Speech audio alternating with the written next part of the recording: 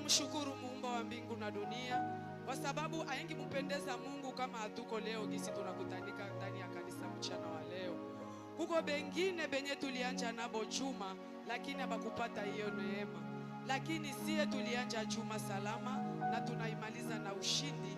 Hatuna jambo lengine la kumrudishia huyu Mungu wetu isingelikuwa tu kumshukuru na kumwambia aksanti. Kwa sababu kama uko naendelea kumpikia Mungu aksanti, uko naendelea kuzidisha miujiza yake ndani ya maisha yako. Amen. Huyu mwaka sasa vile baba yetu alitufunulia, alituambia ya kwamba mwaka ni mwaka wa R3. Iko mwaka wa restauration, iko mwaka yenye Mungu yepeke ata restaurer mahuduma yenye napatikana kati ya kanisa. Kisha akatuambia, akatupatia kaneva a suivre. Akatuambia ya kwamba hii mwaka hatutaongoza sasa vile tulikuwa naongoza zamani. Kwa sababu hii calendrier yenye tuko naiona ni calendrier romain. Hatujue janvier kama inasinifie nini. Kumafundisho akatuambia ya kwamba janvier inasinifie ni Mungu wa Warome. Sasa sawa uko na ndio maana unaona kama asemaka janvier iko mwezi wa crise. Kumbi ni ule Mungu wa Warome nye shiba Kristo tuko naomba bila kujua, na ndio maana iko naleta ile mashaka ndani ya mwezi wa kwanza. Lakini sawa na maongozi ya Roho Mtakatifu akatuambia ya kwamba mwezi wa kwanza ni mwezi wa mapumziko. Mtoto wa Mungu wote mwenye anaomba Mungu ndani ya ukweli na uhaki, mwezi wa kwanza kweli tulipasha kupumzika na kushusha mizigo yote yenye ilikuwa ndani mwetu na kumwachia Mungu ababe direksio ya maisha yetu. Akatuambia ya kwamba mwezi wa pili ni mwezi wa kuonana na Mungu uso kwa uso. Hautaonana na Mungu uso kwa uso kama ungali na au kuputosha au kushusha mizigo yako kwa ukweli. Ni kama ulishusha mizigo yako kwa ukweli, na njoo utakutana na Mungu uso kwa uso. Na ile saa unakutana na Mungu uso kwa uso, kweli hautabakia sagisi ulikuwa. Lakini ole kwa Wakristo wa leo, uko ndani ya kanisa na uko vile kwenye ulikuwa bado hauyaamini. Kama ulikuwa na domo, ile domo uko nayo paka ndani ya kanisa. Kama ulikuwa na fitina, uko na ile fitina paka ndani ya kanisa. Kama ulikuwa na matendo moya yenye haimfurahisha huyu Mungu wetu, ile matendo njoo ungali nayo ndani ya kanisa. Kweli hauyakutana na Mungu. Juu hakuna, ukasoma depuis Genèse mpaka kwa Apocalypse, hakuna yeyote mwenye alikutanaka na Mungu na akabakia vile kwenye alikutana. Tuliona Jacob wakati alikutana na Mungu, Mungu alimvunja. Tukaona Paulo wakati alikutana na Mungu, Mungu aliona ile mecho yake njoko naenda kupersecute nayo kanisa. Mungu akatia mecho yake, akatia maganda juu ya nini? Asione tena kanisa ya Mungu na kwenda tena kuipersecute. Sasa we na mie ndugu yangu, wakati tulikutana na Yesu, alama gani aliacha kwa maisha yako? Amen. Kumbi ujichunguze mama, ujichunguze dada, kama kweli ulikutana na Yesu, anapasha kuacha alama moja ndani ya maisha yako. Na kama ungali na ile alama yenye ulikuwa nayo bado hauyaamini, uombe Roho Mtakatifu akusaidie. Kwa sababu peke yako hautaweza. Kwa uwezo wako hautaweza. Pamoja na msaada wa Roho Mtakatifu atakusaidia kuacha ile mabaya yote na kuenda kukutana kweli na Mungu uso kwa uso. Amen. Akatupatia directive ya 3, akasema hii mwezi ni mwezi wa wanafunzi wa Yesu. Akatuambia tusome ku Mathayo sura 28 mstari wa 19. Nadhani depuis mwanzo wa mwezi uko nasikia hii verse. Batumishi biko napita hapa natuambia ya kwamba huyu mwezi wa 11 ni mwezi wa kufanya wanafunzi. Wenye Yesu aliwaambia wa mitume bende popote duniani bakafanya mataifa kuwa wanafunzi. Ile ndio mission ya Yesu.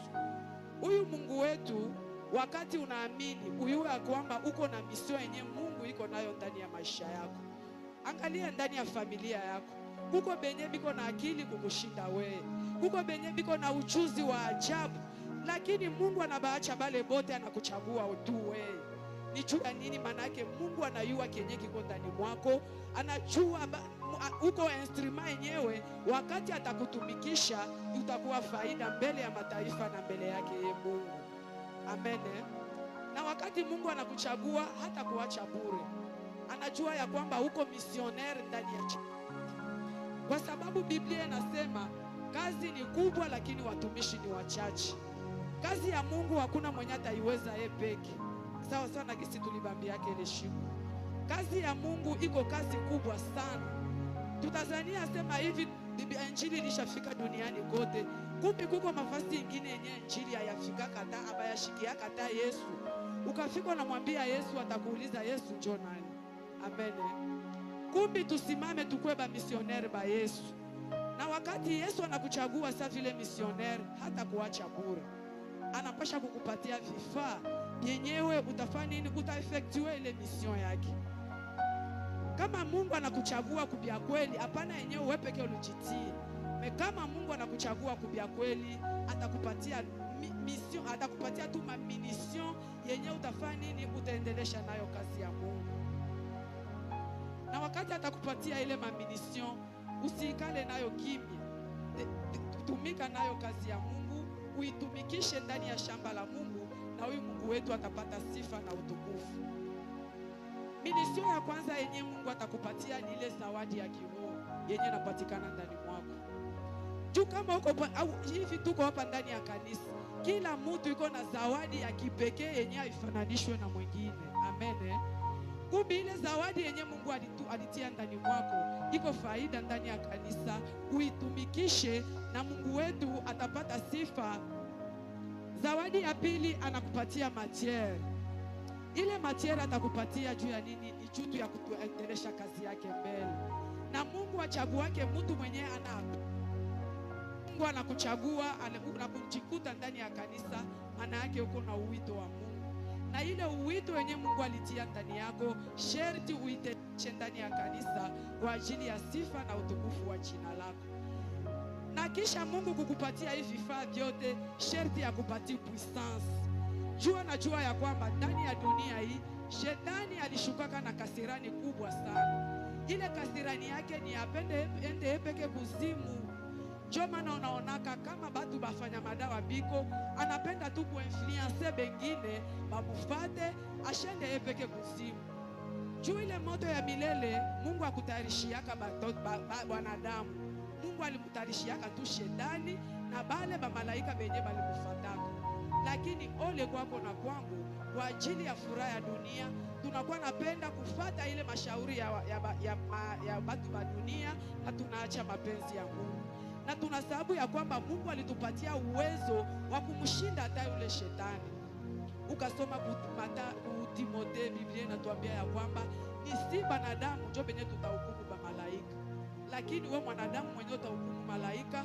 Unakuwa nafuata tena ule malaika maange de chi, wendo kabebe uwezo wala furaha ya dunia ndani mwao. Kumbe ujue ya kwamba uko na uwezo wa kubadilisha dunia, na ile uwezo haiko juu ya kutawala batu benye uko na baongoza. Amen. Lakini ile uwezo ni ya kutawala ile maesprit yenye iko nyuma ya bale batu benye uko naongoza. Wakati uko naongoza unaona mtu yuko na esprit moya fulani, ndio maana unaonaka banakuletea mtu uko na magonjwa, unamuombea na ile magonjwa inatoka. Haiko kwa nguvu yako wala kwa kujua kuomba, lakini ni ile uwezo wenye Mungu alikupatia saa yenye alikuchagua, jua yenye iko na kuakompanye kwa kufanya ile miujiza yote. Amen. Na wakati anakupatia ile uwezo, sherti atakupa tu miujiza ikushindikize. Na wakati anakupatia ile miujiza, na atasekirize pia maisha yako. Anajua ya kwamba ndani ya kazi ya Mungu kunakuwa vita. Andeor kwa vita ya jamaa, vita ya bajirani, na ndani ya kanisa kunakuwa vita. Amen. Na vile yeye peke Baba aliona vita kwa sababu aliona kwa Yesu Kristo, alituma Yesu kuya kuokoa dunia. Lakini bale bantu benye Mungu alibatuma bakio kubaokoa bakamgeukia maadui. Njoo ushishangae mtumishi mwenzangu, uko naongoza batu bale batu benye uko naongoza banakujifanya kuwa maadui wako. Kuanza kwako, lakini ilianza kwa Yesu Kristo. Wakati Yesu Kristo alikuja kuokoa dunia, Mungu alimupatia mission ya kuya kulibere humanite. lakini imanite yenye Mungu Yesu alikuwa kulibere ikajifanya kuwa maadui, baka mupika, baka mchoma mkuki, baka muzarau mazarau ya kila aina, lakini hakufadhaika. Alikuwa determine kwa kuatendre objectif yenye Mungu wa mbinguni alimutuma. Lakini mimi na wewe baka tutukana, tunashindika. Siku unakosa chakula unasema na vikazi vyenyewe natafuta kuacha. Haiko vile ndio mission yenye Mungu alikupatia. Mungu kama anakupatia mission, uresiste kuatake yote ya ulimwengu shetani. Wala hata baka kufanya vyote venye ulimwengu akisema kufanya. Kama uko na mission ya Mungu, Mungu hatakuachilia kama. Kwa sababu ange gardien wako iko permanent. Bakakuya na vita yote itakuwa bila matukio. Amen. Na wakati Mungu anakupatia ile vifaa, usizania sema atatembea nawe kama uko kuzambi. Amen. Mungu hatembeake na machafuko, na mtu mwenye na machafuko. Mungu iko mtakatifu na anatembea na batu benye biko matakatifu.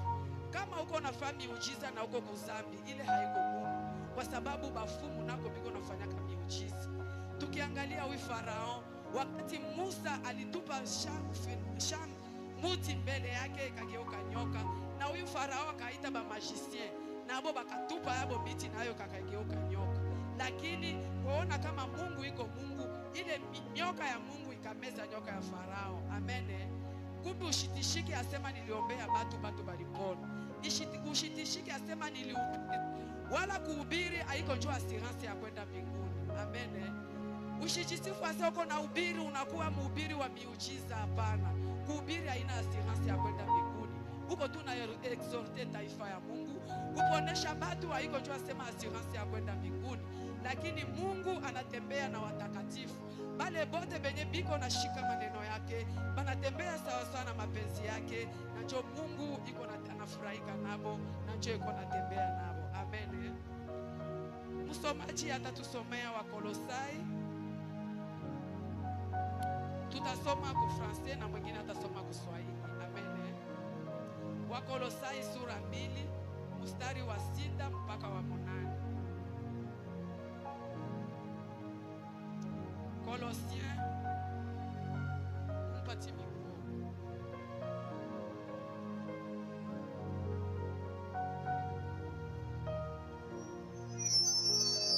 Nous lisons l'épître de Paul aux Colossiens chapitre 2, versets 6 jusqu'à 8. Nous lisons au nom de Jésus. Amen. Ainsi donc, comme vous avez reçu le Seigneur Jésus-Christ, marchez en lui, étant enraciné et fondé en lui, et affermi par la foi, d'après les instructions qui vous ont été données, et abonnés en action de grâce.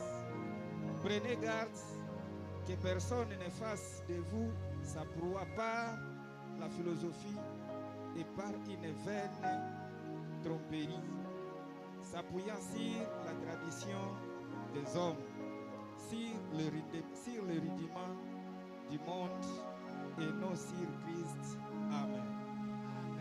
Amen. Tashikia kwa Kiswahili. Tuikae chini. Tutasoma Wakolosai sura yake ya 2 mstari mdogo wa 6 hadi 8. Tutasoma katika jina la Yesu.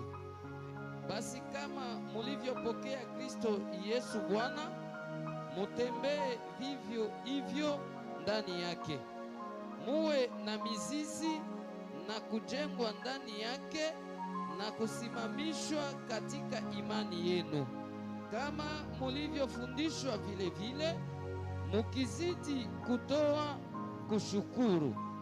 8 kumaliza. Angalieni hata mtu asiwatege ninyi kwa elimu yake ya bure na madanganyifu yake matupu, kwa desturi ya watu, kwa maneno ya ulimwengu, wala si kwa Kristo. Amen. Amen. Unasikia baba yetu apende mwanadamu hata moya kupotea. Mission ya Mungu kumuumba mwanadamu.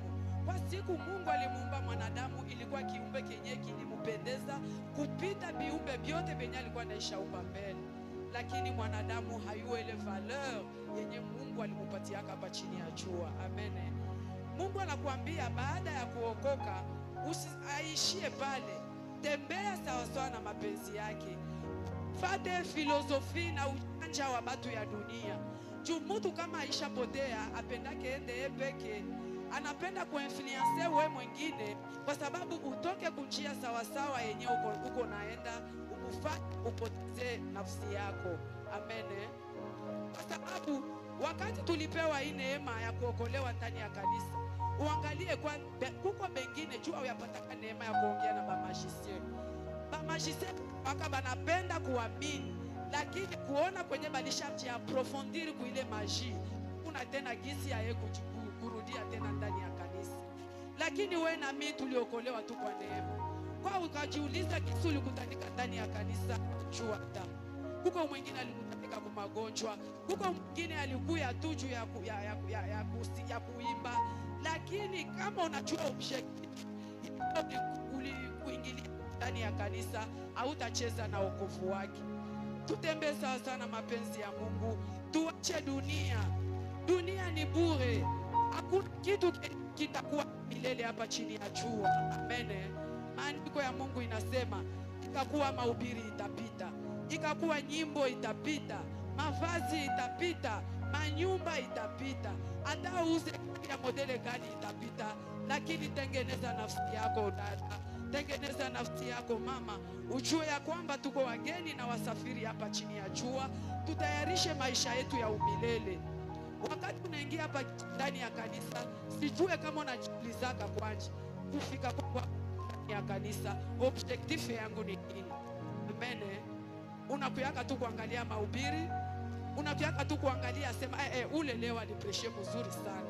Sasa kama alipreshe mzuri sana, sehemu yako ni gani kuile predication yenye alipreshe mchana wa leo? Amen. Tusikuwe fanatisme, tusikuwe nafanya fanatisme ndani ya kanisa au ndani ya mtu, lakini tukuwe bafana ba Yesu Kristo. Kwa sababu tuko tu na mtu mmoja mwetu na mkuyaka hapa ndani ya kanisa, ni huyu Yesu Kristo mwenye na tuchunguza maisha yetu usiku saa vile mchana. Amen. Tutembee sawa sana mapenzi yake, tutembee sawa sana maprinsipe yake gisi yenye anatuambia.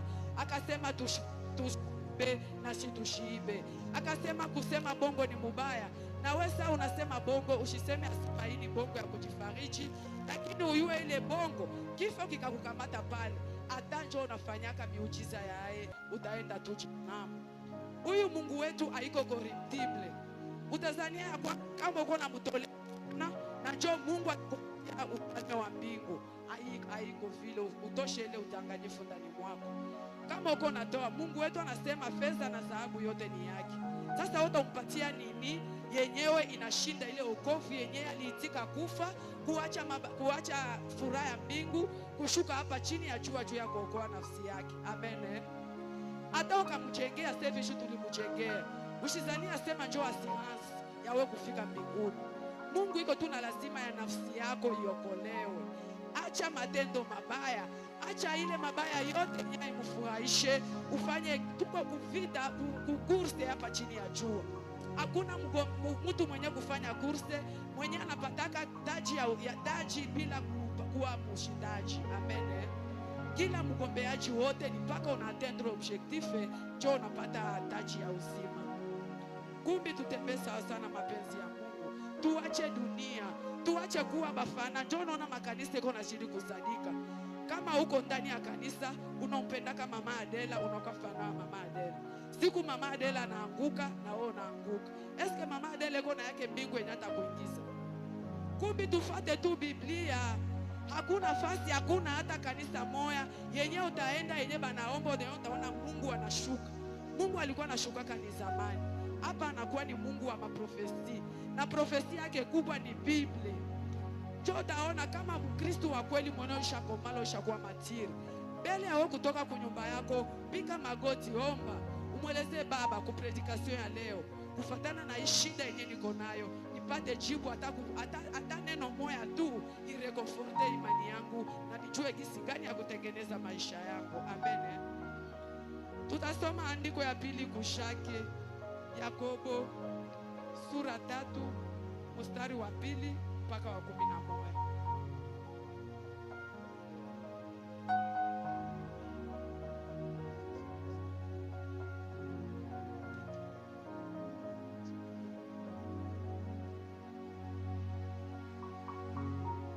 Tutasoma kitabu ya Yakobo sura yake ya 3 mstari mdogo wa kwanza hadi wa 2. Tutasoma katika jina la Yesu. Amen. Tasoma katika jina la Yesu.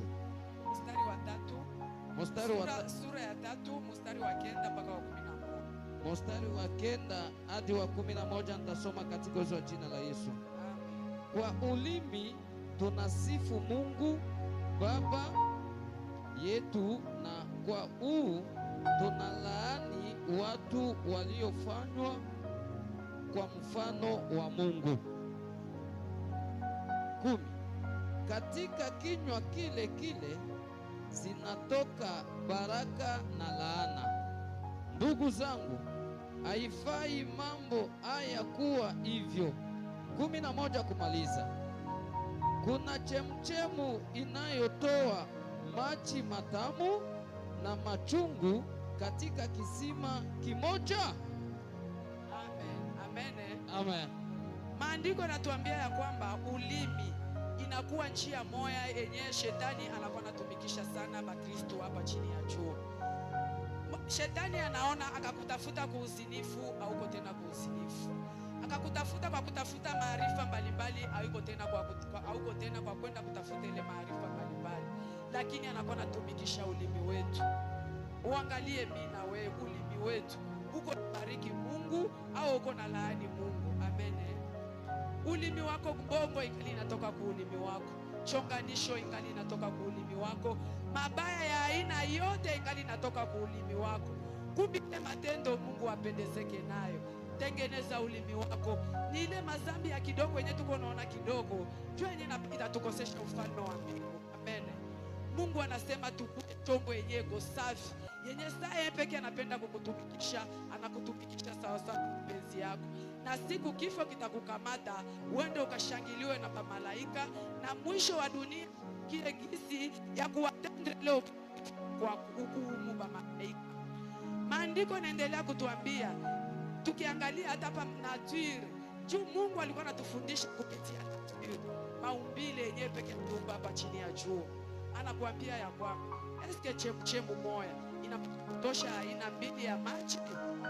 Anakuuliza we na mimi, chemchemu moya inapasha kutosha maji machungu na maji matamu?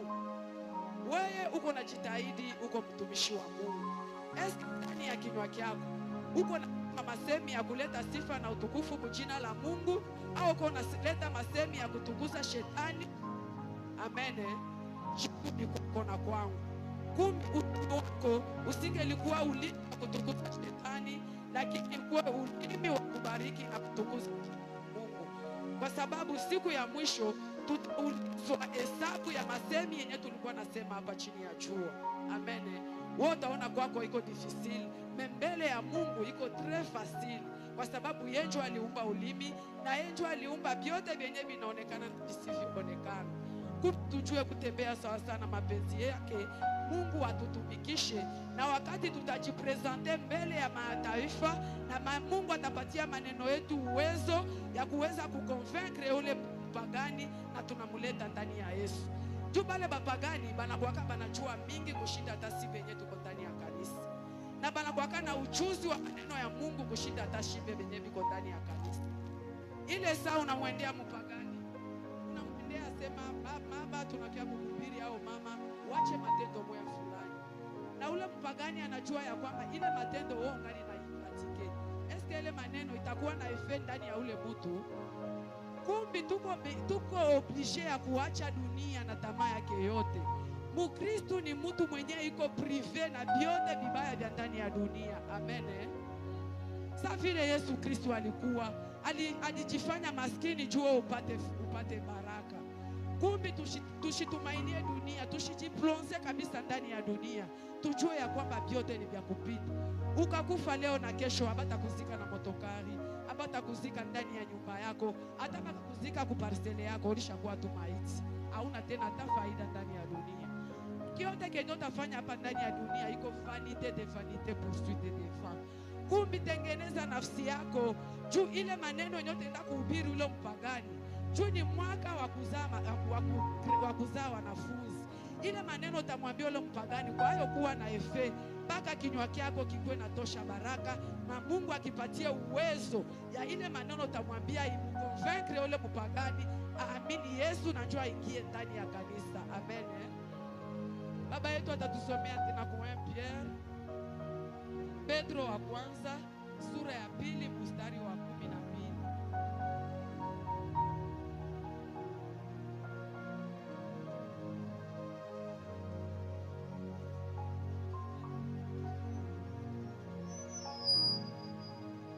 Moja Petro sura ya 2 mstari wa 12. Mstari mdogo wa 12, tasoma katika uwezo wa jina la Yesu. Amen.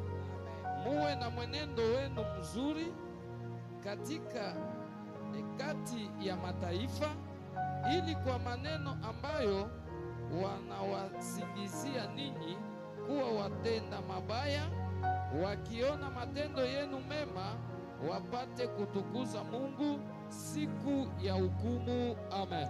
Amen.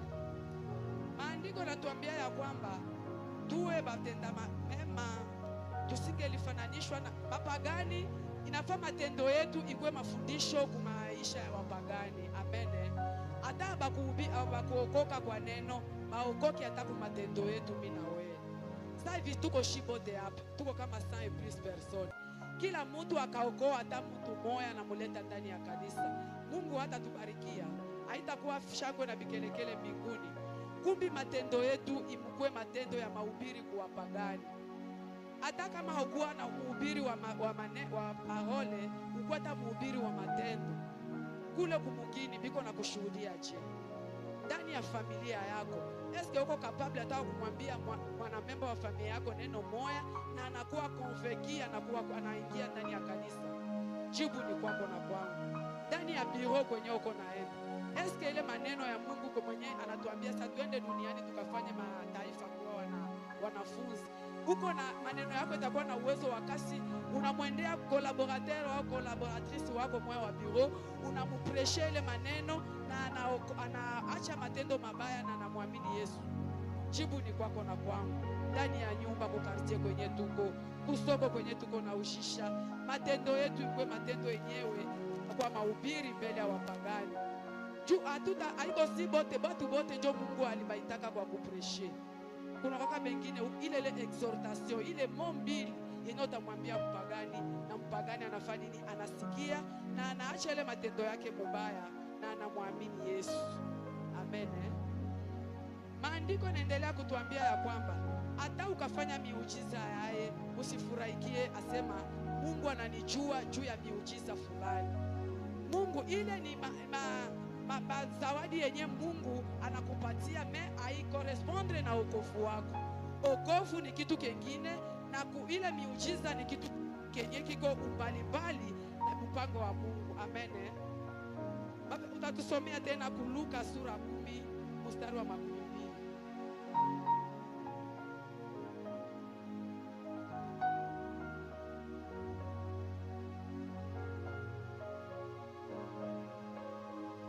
Luka sura yake ya 10 mstari mdogo wa 12, tasoma katika uwezo wa jina la Yesu.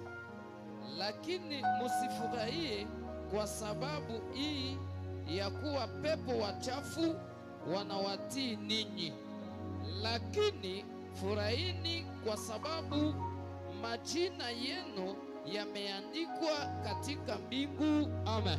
Amen. Amen. Unasikia gisi profesi baba yetu anatuambia mchana wa leo. Profesi haiko ile yenye mnaendaka kuba profete bamitabirie. Ule profeti atakutabiria me hata kwa na uwezo wa kukutosha ndani ya ile laana.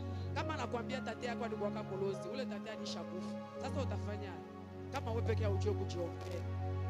Kumbi profesi kubwa ni ile Biblia, maandiko yenye Mungu, ile testama yenye Mungu alituachia hapa chini ya jua. Kila wakati na kila dakika unatafuta kupotoka, soma Biblia na Mungu atakupatia jibu kamilifu kwa tendo ya maisha yako ya kiroho. Biblia inasema ile ni maandiko yenyewe Yesu wakati alikuwa hapa chini ya jua. Alituma wakati alitumika sasa vile mwanadamu, alikuwa na kipindi kimoja kenye anachoka. Akatuma banafunzi yake bende bakaombee mapepo. Wakati hapa banafunzi banaombea mapepo, ile mapepo ikabati, mapepo ikatoka. Sasa banarudia kule, bakarudia na furaha kubwa. Bakakia kumwelezea baba, tuliombea mapepo inatoka, tulifanya hivi na kadhalika vyote vilitutii. Lakini huyu Yesu Kristo akabambia, usifurahikie wakati mapepo inamiti, usifurahikie wakati mnaomba magonjwa banapata uponaji, lakini furahini ni wakati jina yako inaandika kwa ufalme wa mbingu. Amen. Kwa kitabu cha uzima. Jo mission ukomo moya tu yenye Mungu alimuumba mwanadamu hapa chini ya jua, ni kuya kuabudu, kutukuza jina lake, na mwisho wako jina yako iandikiwe kwa ufalme wa mbingu. Usifate furaha ya dunia baba, usifate furaha ya dunia mama.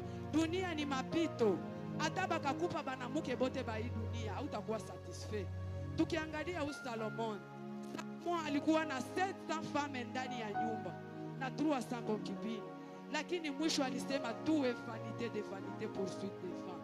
Hakuna kitu kenye kitastarehesha mafikiri yako wala moyo wako, sofu tu maneno ya Mungu ndio yenye itastarehesha na kukupa amani na furaha ndani ya moyo wako.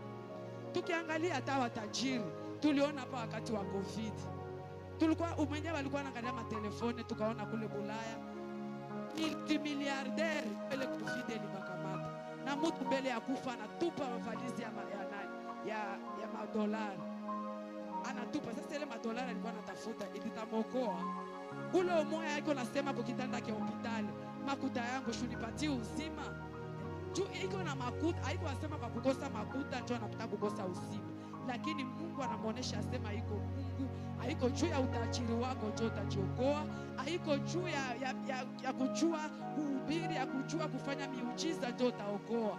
Kwa sababu kama Mungu anatutumia hii andiko, anaona bakristo baleo biko bakristo benye biko emporter na n'importe quel va. Amen. Mupepeyo tu kiloko ikakuya unaenda. Bakasema huku ndio kwenye mwenye alikuya wa kuombeana batu bazale, surtout ba mama. Bote anaenda. Bakasema huyu ndio mwenye alikuya batu baba sababu kwenye mhubiri mtumishi wa moto alikuya. Mtumishi kama ile moto mnaionaka ndio ni makala ya moto inaangukaka, kama mnaionaka aye Mungu yeye peke yake anajua. Kumbi usihangaike, batu banakuwa naenda kubeba mauwezo mbalimbali kuma maji kuma loge. Juu ya nini? Ya kupata ya kutajirisha tu maisha yao wenyewe. Habana hii mission yenye Yesu aliachia batumi ba apotre. Hii ndio mission yenye Yesu aliachia ya apotre ya kwenda kufanya mataifa kuwa wanafunzi. Kama unaona mtu mwenye anapenda kukokota batu kupitia miujiza, ule haiko mtumishi wa Mungu. Juu kama ni miujiza, Mungu akapenda tu apasule bulongo pale na sauti itoke, aseme, atasema tu. Mungu akapenda aseme hata ndani ya kuku, atasema. Mungu akapenda aseme hata kukibambazi tu vile, atasema. Sasa ushitishike na miujiza. Juu ba Kristo ba leo mnakuwa ba Kristo tu ba miujiza. Kwenye banakutabiria ndio kwenye unaona sasa vile Mungu yuko. Profesi kabambi ni Biblia. Tukaangalia hata huyu mama Ane, wakati alikuwa ndani ya alikuwa naomba. Wewe unajua Samuel alikuwa aneshamwendea Elia maturu ngapi? Kwenye alichoka alienda sasa yepeke ndani ya hekalu, akutane na Mungu yepeke ana kwa ana, na njoo mulombe ule Mungu wake, na njoo Mungu akampa Samuel. Kumbi wokovu wako wala imani yako usiitie ndani ya mtu fulani. Jule mtu ana yake mbingu yenye atakuingiza. Si bote tunangoya ni siku moja judgment, tunangoya tu siku moja ile siku yenye tarumbete itakuwa, na ndio si bote tutakuwa jije. Na ba archbishop, na ba pape, na ba pasteur, si bote tutakuwa jije siku hii. Tukasoma maandiko, Biblia haiseme ya kwamba wakati tarumbete italia, batumishi bale bayulu ndio batanjaka kusikia. Na Mungu wa Biblia haiseme vile. Biblia inasema ni ule yeyote mwenye yuko ndani ya mapenzi ya Mungu, mwenye ndio mwenye atasikia soya ya trumpeti. Kumbe usijidanganye ndugu kwenda na ama makanisa huko na huko. Hata uende kukanisa yaye, hautaona tena kwenye Mungu atashuka. Sasa vile alikuwa anashuka kwa Ancien Testament. Kwa Ancien Testament ndio Mungu alikuwa anashuka na hakuwa nashuka kubatu bote, alikuwa nashuka tu kubale be anasiri baki benye alikuwa nafanya bo alliance, ndio alikuwa nashuka. Na sasa anashuka na kupatia ule message, na ndio anashuka sasa kuya kuambia mataifa. Amen. Kumbi ushitishike, utaenda kupoteza wokovu wako bure. Kumbuka kwenye unatoka na huyu Yesu wako. Magumu ngapi ulishapata? Maveye ngapi? Ushitishike dada yangu, ushitishike na miujiza. Wewe peke tu ayonaka uko mgonjwa, unaingia tu ndani ya nyumba, hauna hata makuta ya kuuza dawa. Mimi unaingia ndani ya nyumba unaomba tu, na unaomba tu samwa lea na Mungu anakuponesha. Haiko miujiza. Kama uko unatafuta miujiza, ile pumuzi tu yenyewe uko nayo, uende sai ku general, pale ku soins intensifs au kwa mapomo, kwa sala ya reanimation. Uende ukaangalia benchako batu benye banakushinda hata mtajiri. Kuko bengine bea bayu wake tena kusabia hata mafalisi ya manguo. Meho ngani na juu ya nguo unaharibu wokovu wako. Juu ya kakitu tu kaloko unaharibu wokovu wako. Kumbi ile wokovu haujui ya kwamba iko na thamani kushinda hata ile madolari yenyewe unahangaikia hapa chini ya jua. Kuko ba multimilliardaire benye hapa juu tena kusabia makuta na akili ya kibinadamu. Banakuwa naita joba expert double bakuye kumasabilia. Lakini yote ni ya bure, yote ni ya kupita. Utaona samu ya mtu anakokufa, anakuwa nakosa hata makuta ya kuuza dawa kama hakuwa ndani ya mapenzi ya Mungu. Amen. Tengeneza nafsi yako. Ni nafsi yako ndio Mungu iko nao lazima. Hivi vyote venye tuko nafanya hapa chini ya jua ni vya bure na vya kupita. Tengeneza nafsi yako. Mwisho wako usingelikuwa mwisho wa heri. Mwisho wako ukuwe mwisho wa kutukuza na kubariki jina la Mungu. Kuko bengine biko nakia na mahubiri ya bongo ya kupenda kuderute tubatu. Sasa hivi balinitia mie kiongozi hapa ndani ya hii centre. Unashikia asema juu ya nini mnapenda kutawaliwa na mwanamke? Mwanamke hawezi kutawala. Ile ni mafundisho ya bongo. Papa Ponyo anaanza kuderute komisio yake. Amen. Nani alikuambia ya kwamba mwanamke hawezi kuongoza? Sasa vile ndani ya dunia hata na kule mbinguni. Eske kule mbinguni banakoleza sema Mungu anayua rasi, anayua sex. Biblia inasema kule mbinguni ni kuko tu na aina moja ya mtu. Tuko na aina ya kiroho. Hii sex ni hapa kudunia. Mtu ashikulongofya ile mapredikasio ya kimapepo. Ile ni mapredikasio ya kimapepo. Samu anaona neema yenyewe iko ndani mwako, akaibeba sasa kukokota. Ataibeba, itamfaidikia ndani ya uchawi wake. Ndio nataka kukuambia sema mwanamke kupita mbele kuhubiri ni mambo mabaya. Tukaangalia huyu Msamaria, huyu bon Samaritain. Wakati alikutanaka na Yesu pale kukisima cha Yakobo. Sasa Yesu alimpatia mahubiri, akamwelezea uende kule ku Samaria. Ule sasa mwanamke sasa alienda kule Samaria, hakwenda kuokoa watu. Hakwenda kukata ile pastia yenyewe ilikuwa wa Juife na Basamaria, abakuwa na patana. Lakini ule mwanamke sasa alipata ile ufunuo. Alienda kuita bale batu. Bale batu abakuya akuleta uhusiano katikati ya Basamaritani na Bajuife. Sasa ule mtu mwana anataka kuambia mwanamke asisimame ni nani? Iko na yake mbingu yenye atakuingiza. Amen. Mungu hayuwe sex. Mungu anayua ni ile zawadi yenye iko tu ndani ya mtu. Shimina Mungu anapasha kutumikisha hata nyama. Wakati Balaki alitaka kwenda kumodiri Israeli, Mungu akutumikisha punda. Eske punda ni mtu? Mwenyewe atakwambia sema jua nini unasikia sauti ya punda. Na ule Balaki angeresist akakwenda kule, angeenda kufa, Mungu angemuua. Mungu iko Mungu, anafanya vyote sawa sawa na Mungu wake. Usiitike mashauri ya kimapepo. Ile ni mashauri ya kimapepo. Hapa hatukia kutukuza mtu. Hata Bishop Ponyo iko tu kiongozi. Sasa vile Musa alikuwa kiongozi ndani ya Israeli. Mungu alimpatia tu mission ya kusoliciter liberation ya bana ba Israeli mbele ya Farao na kubaingiza ndani ya terre promise. Na alikuwa na mission yake yenyewe ilikuwa bien précis.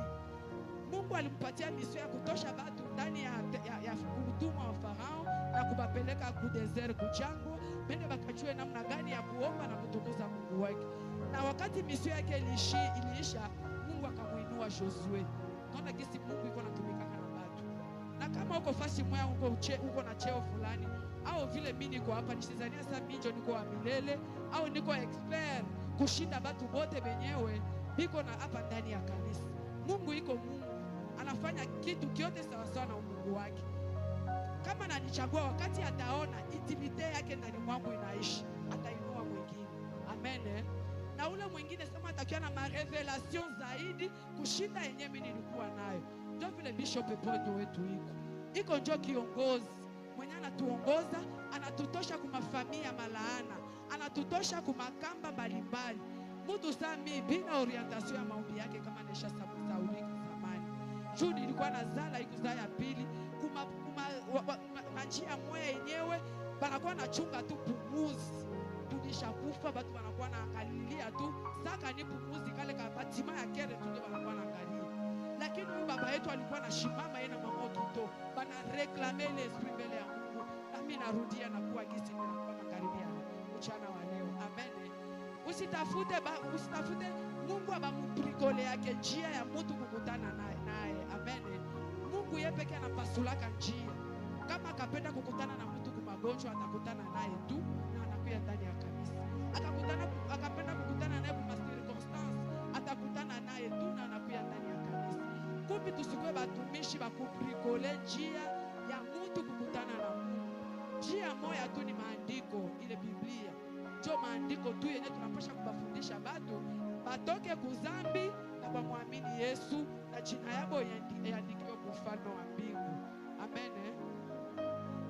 Kumbe tushikwe na kama wewe ulishapotea, potea tu yako, usitafute kupoteza taifa ya Mungu.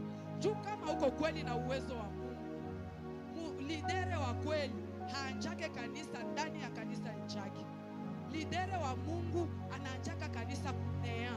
Juu tukiangalia ndani ya dunia, balozi bangali tele, bachawi bangali tele, bazinifu bangali tele, shinganda moya ya bangi iko hapo. Shimunaona bangia kukamata watu asubuhi. Unaingia tu kuile nganda, ile jeunesse yenye iko naharibika pale. Unayako kwa batumishi bangapi benye biko napendekana pale, benye shetani iko na amporte mafikiri yake. Kama wewe unajisifu kwa mtumishi wa kweli, ingia pale. Hubiri bale babijana, baache ile kunywa pombe, baache ile kuvuta bangi, kwa sababu ile bangi iko naharibisha hata cette generation ya mtu. Kama uko na uwezo, sasa bale watu bataokoka, au ufanye kanisa na sifu na watu watakufuata sasa unaokoa bale watu watoto penye biko napotea. Tukaangalia bashege bangali mingi. Mabaze iko tele hapa kudunia. Ndio mission yenyewe Mungu alitupatia. Hapana nafsi ya Mungu yenyewe ilishaokolewa. Juu ya furaha yako unataka kuiderute, kubatosha ndani ya mapenzi ya Mungu, kubarudisha tena ndani ya mabaya. Amen. Tukiangalia bengine balitokaka na watu wasema batatufanishia hivi.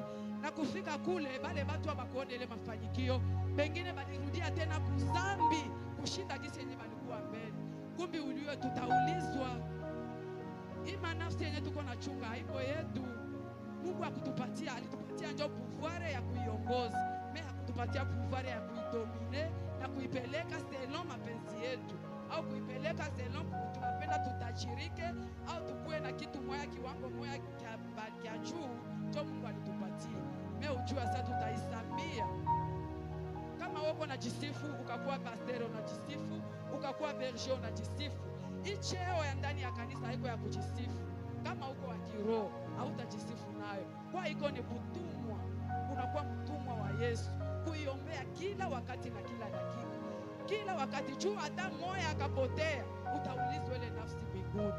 Kumbe tusikwe banafunzi ya shetani ya kutosha kondoo ya Mungu yenyewe ilishaokolewa na kuirudisha tena ndani ya dunia. Lakini tusaidie huyu baba yetu mwenye alipata hii onyo ya kutosha batu ndani ya dunia. Tukiangalia hapa Kindu ilikuwa siku ya posho, mikanda iko natoka huko na huko, sasa tungali batoto batu biko naenda kubaka shikatu mfumu fulani alikuya banaenda. Tukiangalia hapa ku 24 kulikuwa mwababa alikuwa kana maji iko na masanduku yake ya manyoka. Kiote kenyo utaenda kumulomba sana udanganyifu wa shetani anakupatia. Lakini leo biko wapi? Ule wa manyoka, ile manyoka yake ndio ni mulumaka na akakufa. Sasa uzuri iko wapi ya kumtumikia shetani? Kumbe tutumike kazi ya Mungu. Tueffectue mission yenye Yesu alituachia hapa chini ya jua. Mungu wetu iko Mungu wa watu wenyewe banatembea sawa sana mapenzi yake.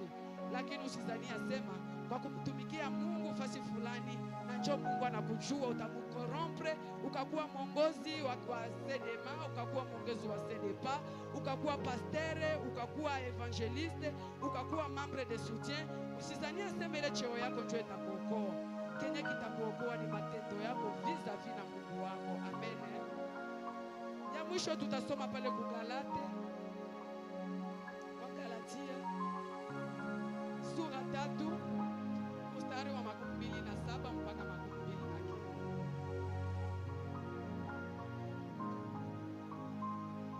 Nasoma wa Galatia sura yake ya 3 mstari mdogo wa 29.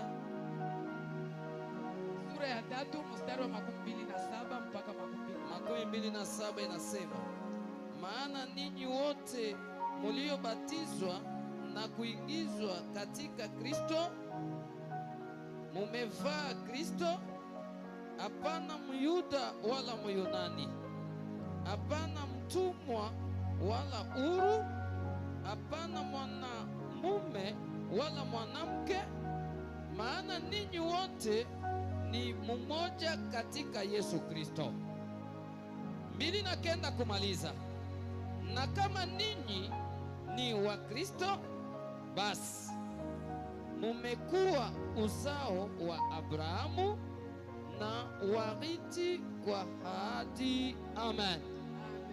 Amen. Amen. Unasikia shauri kubwa Mungu wetu anatupatia mchana wa leo. Ile ndio profesi. Usizani profesi ni ile ba kuprofetiziaka. Bwana yako anaisha kuwa na bibi wa pili, bwana yako aishi na hivi na hivi, kisha na wewe unakosa equilibre ndani ya nyumba. Maana uko mama mwenyewe uko incapable ya kushere nyumba yako. Amen. Matabiri kubwa ni ile mahubiri yenye ile maandiko yenye Mungu iko natupatia. Jo profesi kabambi. Mungu anatuambia ya kwamba bale benye biko nakwambia mwanamke hawezi kuongoza.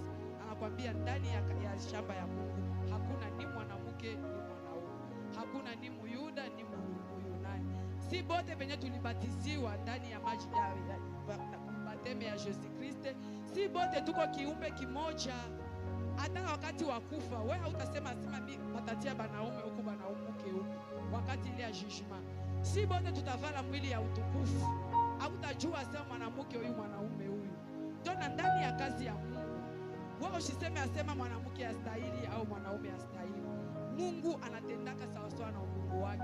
Wewe utamchagulia Mungu jinsi yeye kutenda. Mungu yeye pekee anajua ile pourquoi yenye alifanya hivi ndani ya kitu 11. Amen.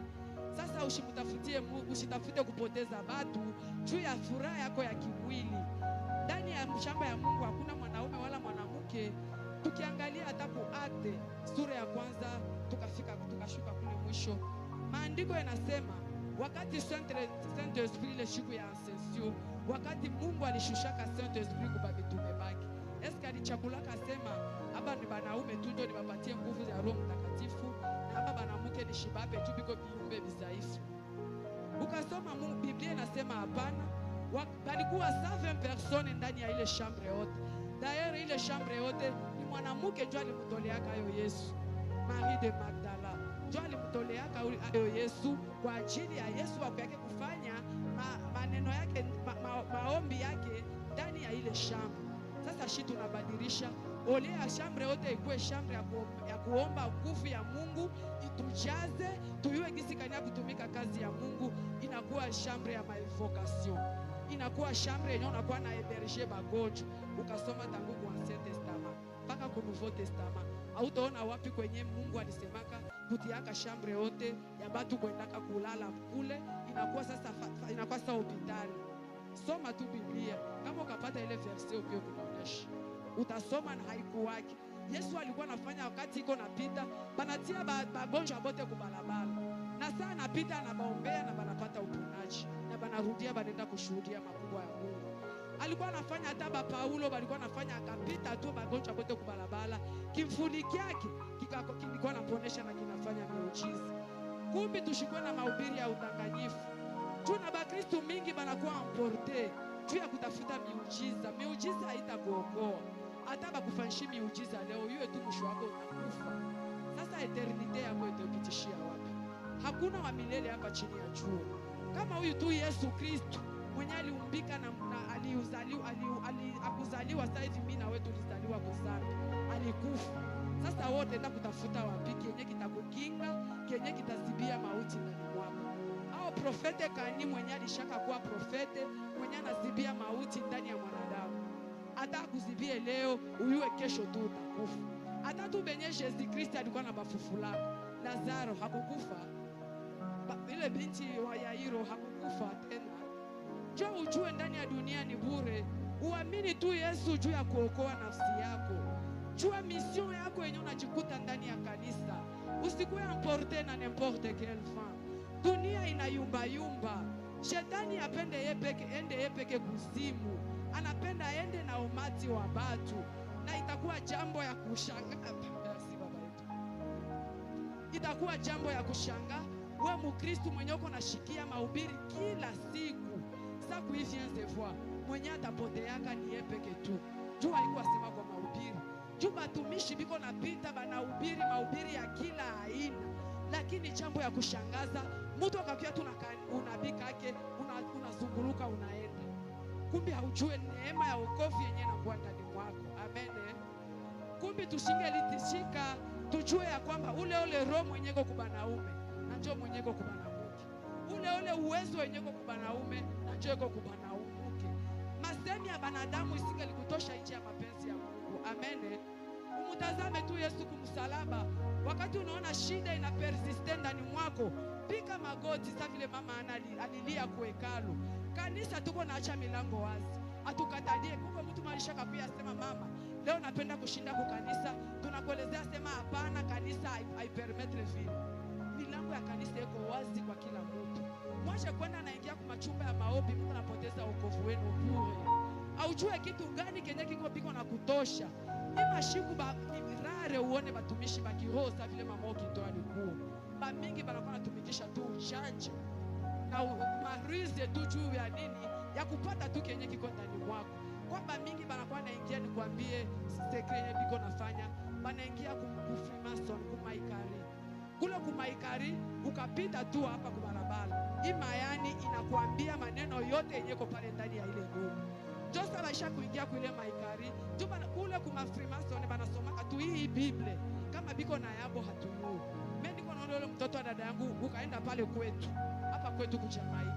Kuko mtoto wa dada yangu wa kwanza tulimsomesha mpaka ku lisansi tena medicine.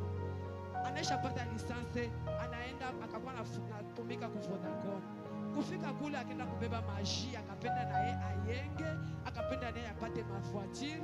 Sasa wakampatia condition mpaka mama yake ageuke bibi yake. Jua akakuwa akashuka hapa Kibo. Tulikuwa msomesha Goma. Anashuka hapa Kibo. Mission yake anakuya mama yake ageuke bibi yake, jua arudie kule ende akawina. Sasa kufika huku akakuta na shi tuko kuima kumaombi. Tukamweleza yule dada yetu, mtoto wako hakuye bure. Mtoto wako uko mchawi. Dada yetu akatukombanisha ya maajabu. Tunamwelezea mtoto wako kisi Mungu yuko anatuonesha. Twende naye kumaombi, atoshe vyenye alikuya navyo. Dada yetu akakwazika. Sasa siku moja biko kushambre, biko juu mashambre naangaliana huku kwetu, shambre ya mama yake iko hivi, na yake iko hivi. Mama ashituke tu mtoto ndani ya shambre bushika. Mama analalamika. Sasa mama analalamika, mtoto anampika, sema yako napenda mimi nipate bazimu. Anapika. Karibu trua fua anampika. Ana mecho akatafuta kumfunja na jicho. Tukakamata tukasema, hivi wewe upende kuitika? Tukafanya complot, tukamlipia bie, akaenda kwa mtoto wake mwingine Kishasa. Sasa pale ondo kamkute pale kwetu, yuko nakula mavi, anapata bazimu. Juu ya nini? Shetani atakulongofya. Anakuelezea sema huyo huko ndio utajiri. Ile utajiri wake ni wa makondition. Kama unapenda umuone pale ngambo ya pili tulishafukuza pale. Jua nitaka kumuua na Dajane, huyu dada yangu kwa tunaombaka naye. Akataka kumgeukea sema hivi mama yake tunamkimbiza, basi hata yeye ageuke bibi yake. Mwisho tukamfukuza, tukamwitia basoda, tukamfukuza, tukamweleza kwa pia tena hapa tunakuua. Anakuwa analala pale ngambo ya pili ya Kindu Sante. Kama ukapita pale utamkuta yuko na shona bilatu. Jua anakuwa analala pale. Juu ya nini? Maisha ya pio ya kutafuta furaha ya dunia.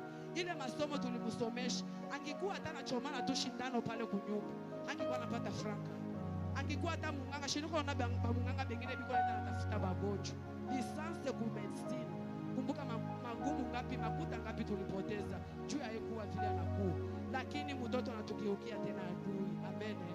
Kumbe tutengeneze maisha yetu, tusikue enduri. Na bene walimuingiza vile ni benchake tu, wakamwambia asema huku kwetu tuko naenda ni hii Biblia. Tena ukamwangalia iko na Biblia, shiwe kama ni hii Biblia ya dunia, kama ni Biblia ile yabo ya kuu. Ni Biblia ndio kona tembea nayo. Na akatoka Roho Mtakatifu hapa. Ni ule robo rabarasha la hakika. Ndio iko nasema ule Roho Mtakatifu wenye batumishi banatoka. Ndio iko natoka. Kwa utasema sama biko na mshingizia kama wewe hauko wa kiroho. Na kumbe ni mchawi mkubwa mwenye angimaliza jamaa na jamaa hatuiue kama tungekuwa ndani ya maombi. Kumbe ulishike na unabii na maprofesi. Ujue ya kwamba profesi kubwa ni Mungu na masemi ya wanadamu. Ujue kwamba ile uwezo iko ndani ya mwanaume na njoo iko ndani ya mwanamke. Ni machache ile Mungu alitutayarishia mchana wa leo. Ibarikiwe kwako na kwangu. Mwenye na moyo wa kuamini aamini, na mwenye na moyo wa kuokoka aokoke. Amen. Tunafikia sasa kipindi cha maombi. Tuombe sawa sana mapenzi ya Mungu. Kero utatutumia mwimbo kwa ajili taifa ya Mungu iombe salama. Kero tutumie mwimbo mwao.